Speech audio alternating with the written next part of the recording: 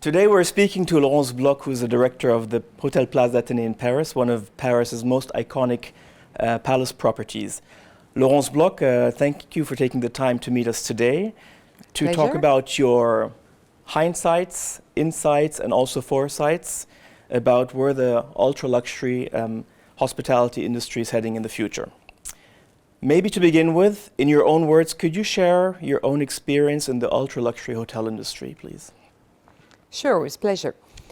First, I had different position that helped me understanding all this field, because you have, I don't know, maybe 80 different jobs in a hotel, in F&B, in the back of the house and all that. So I think it's very important to really have different experiences among the hotel.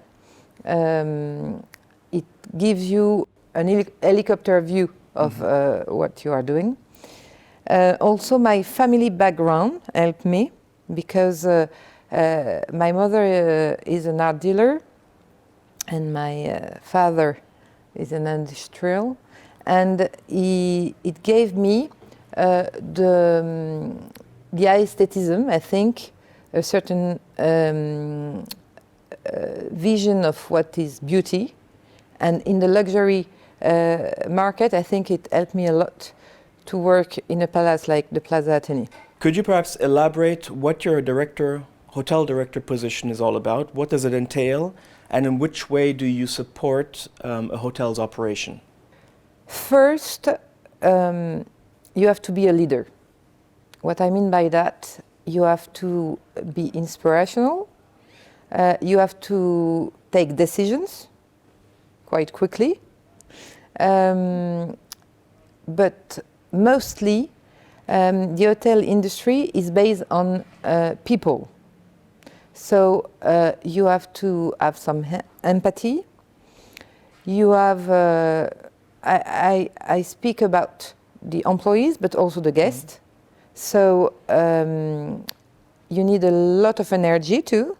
You know, an hotel like the Plaza Athénée has 550 employees and 550 personalities. And of course the guests with so many nationalities that we have. So a lot of energy and empathy, I would say. If my count is correct, you've been at the helm of the Plaza Athénée for next year 20 years, is that correct? Yes, part of the furniture, I know. Part of the furniture. A true hotelier who's constantly present, who's very much involved in all aspects of the operation, with a strong focus on also the soft touches that you've just mentioned. What, in your opinion, are the skills of becoming perhaps a hotel director tomorrow? I think nothing changed about that. I think you still have to have curiosity, and it really makes a difference. I always say to the new entries, you know, a school or a company where you will work with, it's what you put into it. And first is the curiosity, and secondly is the engagement. If you are engaged for a school, for a company, then it will put you a little bit further. And it could be in any field. Curiosity is very important, the engagement. And maybe the only thing that changed a little bit more than our parents is the agility. The way you have to adapt yourselves to the new environment. It can be in any field also, but really the agility to react. Talking about adaptability, how do you know, or how do you question if you are still doing the right things to stay on top of your game with an ever-increasing competition and sometimes very disruptive new market entrants? I always ask to the new, tell to the new entries, the new employees, I'm a little bit like Dracula. So I need your fresh blood, your fresh ideas, your the way you are thinking the world. It's very important for me, all these new people, to be aware of what's going on and what will be the future, because I don't carry the future anymore. It's really the new employees. Of course, the benchmark. I'm not talking about the benchmark in hotel business in our competition. Of course, we have to see what they are doing, but mostly in other fields. For example, a few years ago, I went to see the LVMH HR in China to see what was their challenge and to see if it was the same challenge as us. Or I'm part of the Comité Colbert. It's the 70 most luxury brands in France. And I'm in the HR commission, and we really look at the same. If we have the same challenge, even if it's not at all the same kind of industry. So I think benchmark is another way, and the third way, I would say, the expertise of Dorchester Collection in a helicopter view, because they are the umbrella of our 10 hotels, and they really have a vision in some areas about what will be the transformation, and we're really working on this transformation. So these three ways, I think, keep us and me on the top. In your words, what is your definition of ultra high-end luxury travel and experiences? You can have so many answers, but for us, I would say it's a legendary way of life in the city where you are. And I mean by that, people travel all over the world, can have the same thing everywhere. If I think about brands, you can have a Dior in Paris or in Tokyo, and you will have the same thing, the same experience, the same items. So I would say that in a palace, you really have to keep what made and make you as a legend, as an iconic hotel, to offer what is the best in terms of F&B, of spa, of design, of location. That's very important, and have the real flavor of what Paris is offering. In what other ways has the ultra-luxury travel landscape changed over the past years? And what does the affluent traveler want and is looking for today? I think they want the moon. It's really becoming more and more difficult because they want the ultra bespoke service. They want everything for them, only for them, different from what their friends had and get. And in a world where, and especially at the Plaza, we have 30% of our guests coming from Americas, 40 from Europe, and 25 from the rest of the world. We have like 100 nationalities, and they all expect something different. So it made it quite difficult to be and to surprise them and to find our ways. But I think the new technology help us in doing some bespoke experience. And what they need also, that is changing. Really, it has been changing for 20 years. It's the time. They don't have time, and they don't want to lose. Maybe they have time, but just to experience something. But otherwise, they want something effortless. They're really looking for that. Could you provide us with an example of how you adapted to the customer needs? What were the triggers? What was your thought process, and what were the outcomes? First, when I arrived 19 years ago, as you were mentioning, we tried to find out what was the DNA of this hotel, and creativity was really something coming out. So we did this bar. This bar is the trendiest in Paris.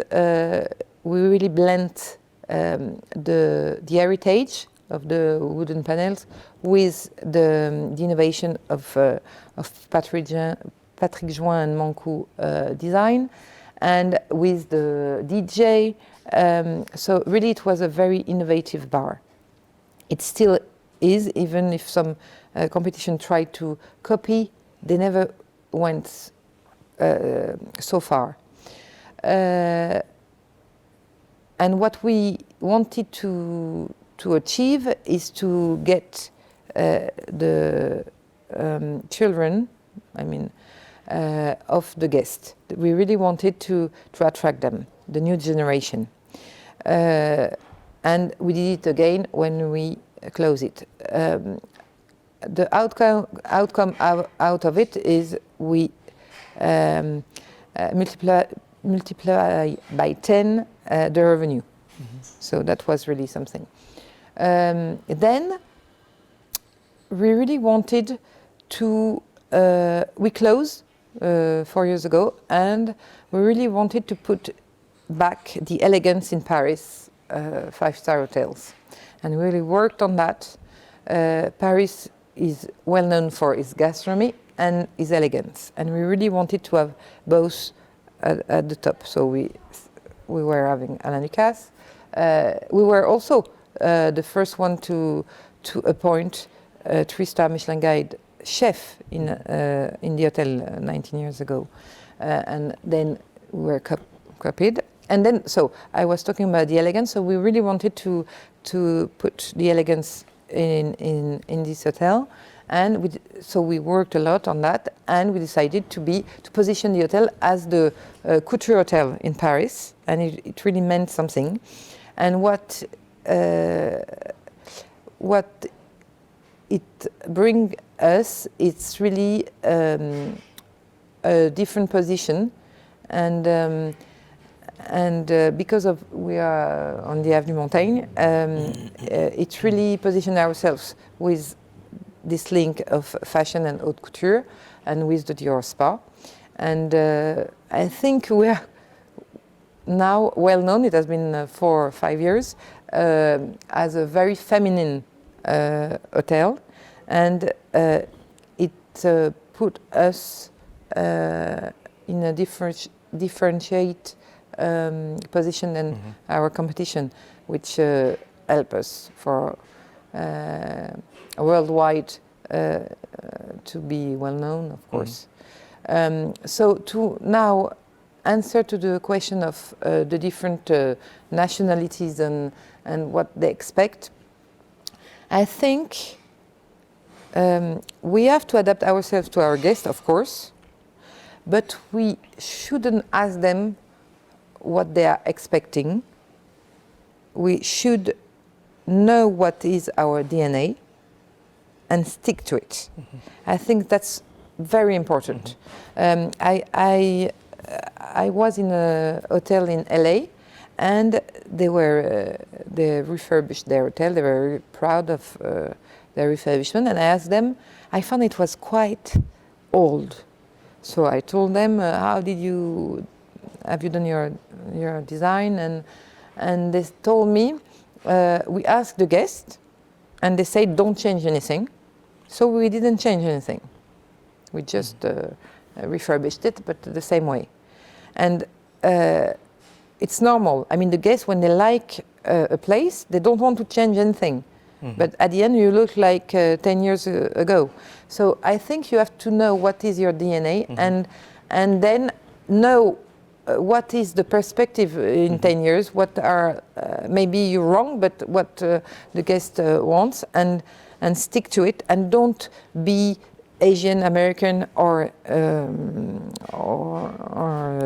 English or Russian. Then, of course, in terms of experience and service, you can adapt yourself, and that's what we're going to improve because we are in a transformation process. I know that transformation is a trend, but we're really going to transform ourselves in the way our organization is done through technology, and it's coming.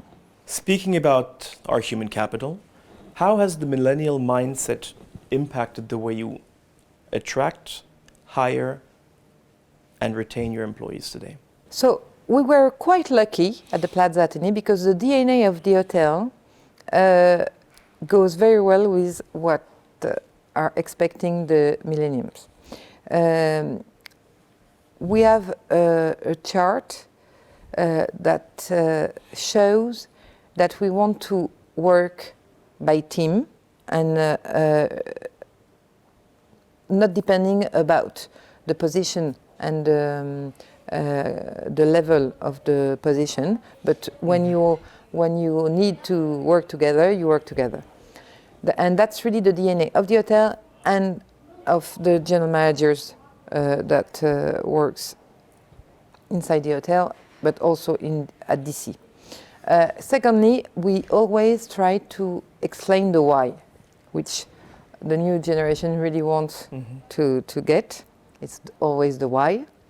And also, we're not afraid, and we're in a palace, but we're not afraid to have an head of department that is 22 years old. We really try to show to the employees of the hotel that the promotion are very important to develop the people.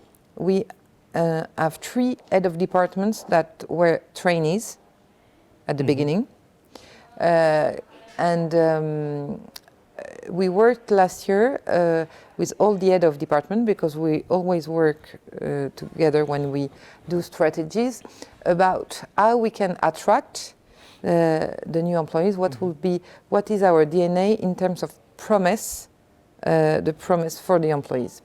And we came up with once upon a time the talent of tomorrow, and our vision globally for the hotel is once upon a time the palace of tomorrow, and we came with once upon a time the talent of tomorrow, and we really with of course different actions, and we really saw that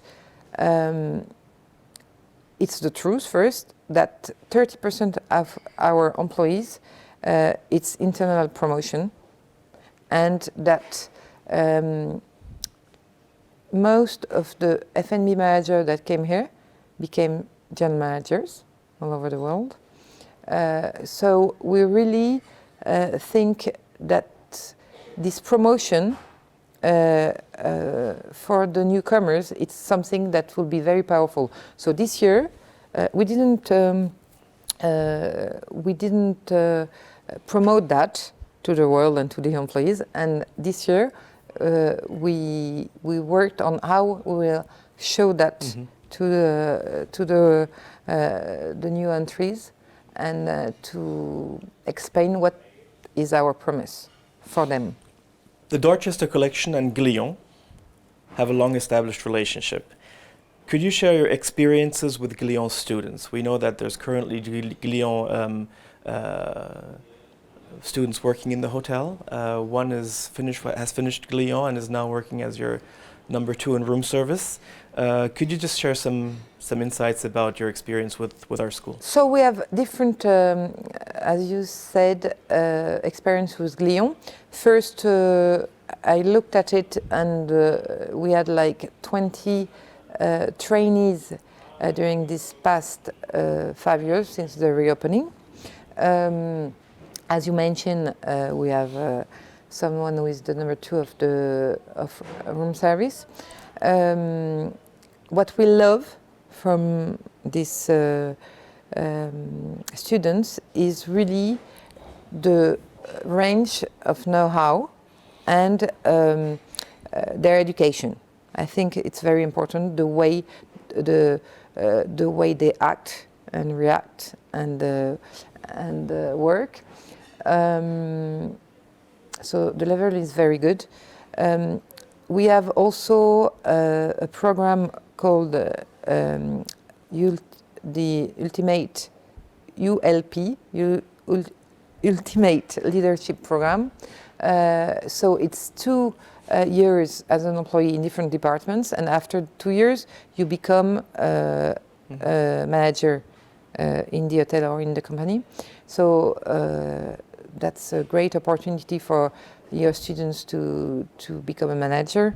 And also I come twice a year to explain a little bit the strategy of the hotel to your students for half day. And I think it's a great collaboration between our 2 companies. Great. What would you consider we as an industry need to do to make a career in hospitality a lot more attractive? What are we doing wrong? What do we need to stop doing? What should we start doing? What should we continue doing? Okay. First, I think we should raise the salaries. Secondly, I agree. a better balance between the professional and private life. I think the hotel business, the F&B are well known for very extensive hours, and the millenniums now they think it's as much important the private life and the professional life. So the hotel business is not adapted to this aspiration of the new millennium. So we really have to pay attention about the connection, about the hours, and we really do it. I think it has been, if we think about the 50 last years, there is really an improvement, and we are obliged to go further in order to attract, that for sure. About the salaries, of course, it's an industry where you need a lot of employees. You are open 24 hours a day. To really please the guests, you need to have 2.5 employees per room. So it's very difficult to increase the salaries. But I think it's really the promotion that will help to attract these new millenniums. I think it's a business where should attract the millenniums, because you will find some job. It's really something that people are looking for. I mean, to find a job, and hotel business can really offer you worldwide a job. So. And a career, yeah. And a career. It's really a career. Yeah. Yes, you're right. So now back to food and beverage, as we mentioned earlier on. Food and beverage has, in the past, been a very unprofitable amenity in hotel operations. It's very labor intense, it's very cost intense, it's very low profit. What role has F&B taken with the rise of social media at your hotel, and perhaps also from a Dorchester Collection standpoint? I think it's central. I mean, F&B in a palaces shows if you are part of the city or not. So you really need to have different outlets that can please people who want something on the spot or something more fancy, like a 3-star. As I mentioned, at Dorchester Collection and at the Plaza in particular, F&B was always very important. As I mentioned, we were the first one to have a 3-star Michelin guide restaurant. We want to offer the best in the city, so for us it's important, and it's the window of the hotel. It's the spa is a window, and the F&B outlets are the window. It's not the rooms. It's you make the profit with the suites and the rooms, but the window and the life is through the outlet. So I think I know it's very controversial right now about F&B profit. we do some profit, but it's not as large as the hotel, and it's not a big deal. You have to concentrate on what gives you the more return on investment, which is the rooms, and the F&B is a mean to do the average rate of the rooms. So I think it's not really a problem. You have to be profitable, of course, because that doesn't make any sense if you're not profitable. But it's not a big deal if you don't have the same profit than the rooms. The big picture of an hotel, the positioning and all that, is there is a lot of different items, and part of it is F&B. So of course it has an impact on the average rate.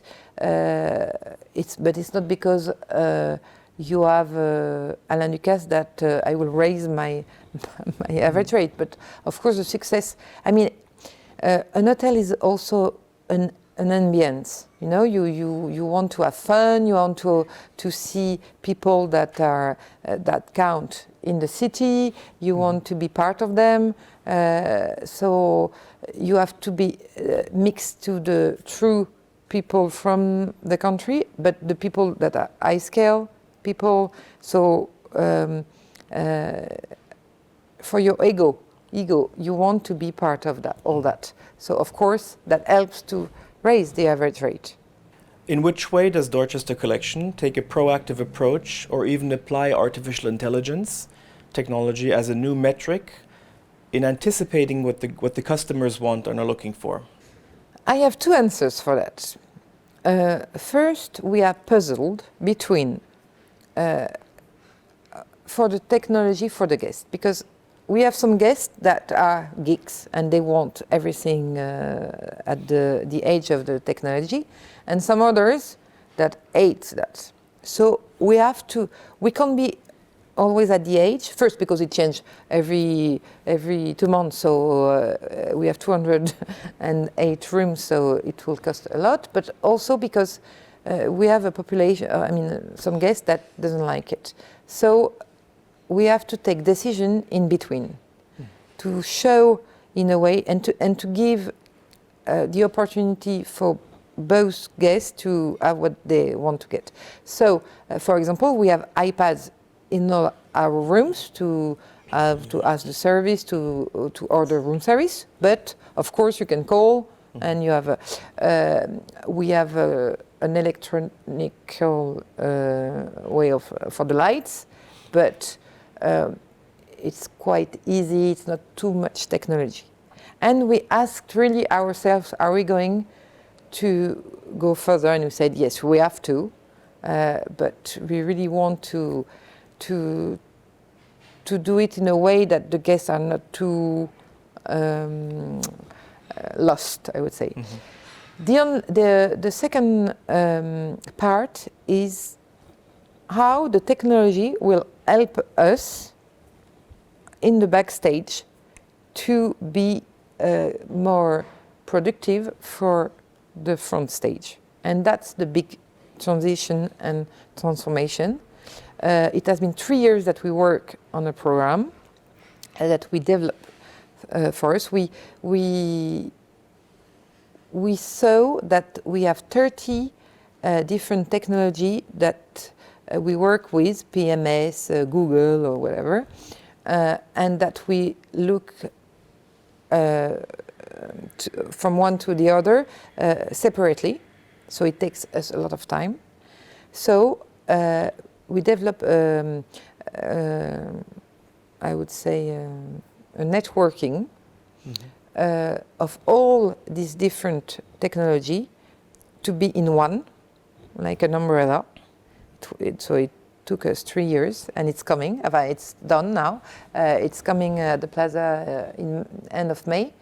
That will allow us to have what is on the web, what is on our PMS, what is on our internal, what called outsource, different technology in one that will help all employees to have everything about the guest in one picture.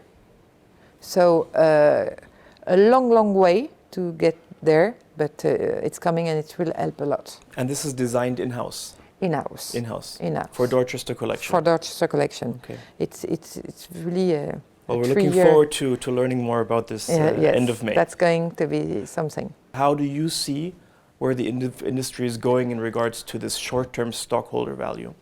First, I think it's not at all more in the hotel industry than in other industries. I think the big pressure is mostly on companies on the stock exchange market or with finance people, owners that are in finance and want a quick return on investment.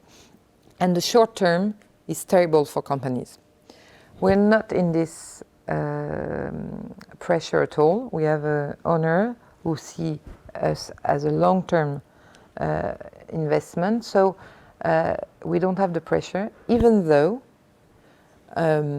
we have a mission at Dorchester Collection, which is really a tripod and a balance between the satisfaction of the employees, the guest, and the owner.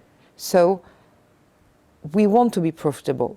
Mm-hmm. We're not like some of our competition who really we guess they don't care about that and they're just spending a lot of money. No, that's not our case at all. We are very profitable. We are the second in the market in terms of profitability. So it's important, but we don't have the pressure, the bad pressure. We have the good pressure to be proud of doing what we do and to have this balance between the three. In the luxury market, it's so important to have investment, otherwise you die, and not to cut all what you were saying, because it's the end of what makes a luxury brand luxurious. And in Paris, because of competition, I think it's the other way. I mean, people are putting more and more bottles of champagne and more and more amenities because of the competition. Mm-hmm. That's also another point. It's you have sometimes the owner that are putting you some pressure, but you have also the market, and you have to have the same level in your competition. So it gives you a balance also between competition and the owner. Going back for the last 20 years since you've been at the helm of the Plaza Athénée, what are some of the biggest challenges you've faced in your tenure here? I think very logical the turn down after the attacks in 2015, but there was a turn down in 2009 after the financial crisis. So the suddenly turn down in business is first very difficult, disruptive, and then very interesting, because you ask yourself what you have to do to come back. And I think all the team learned from it, but for sure it was the most difficult challenge we had, a lot more than the closure and the reopening, or the market that is more competitive. Mm-hmm. That's not a big disruptive, but the turn down, yes, in business is. So now let's fast forward for another 20 years, where we'll be at around 2040. Mm-hmm. Where do you believe the ultra-luxury hospitality industry will be 20 years down the road? What needs to happen today for us to better prepare for that day tomorrow? We have no clue. Because 20 years ago, if you would have asked me the question, I wouldn't have guessed about the pressure of the social media, for example, or Chinese that are really coming to Paris. Maybe that I would have guessed, but I think to be prepared, the most important thing is to adapt yourself and to have the ability to to change. When you have, of course, you have to be open to understand, to hear, but then it goes so quick, and it will go even quicker. All the changes that what you have to be prepared to is to have the team to be agile again, and to not to stay on what they always did, and even to give them the taste of change. That's really the companies that will get out of that will be the companies that will know how to put in the hotel the taste of change. That's the most important thing, I would say, than to guess what will come in 20 years. So agility, adaptability, and embrace the change. Yes, embrace the change. I think it really helped us during all these years at the Plaza, and I think it will be even more a quality to have in the coming years. Laurence Bloch, on behalf of Glion Institute of Higher Education, thank you for your valuable time and for your great insights. It's been a pleasure speaking to you. We wish you and the Dorchester Collection and, of course, the Plaza Athénée all the best for the future. For you too, for Glion too. Thank you very much. Thank you. Thank you, Frank. Thank you.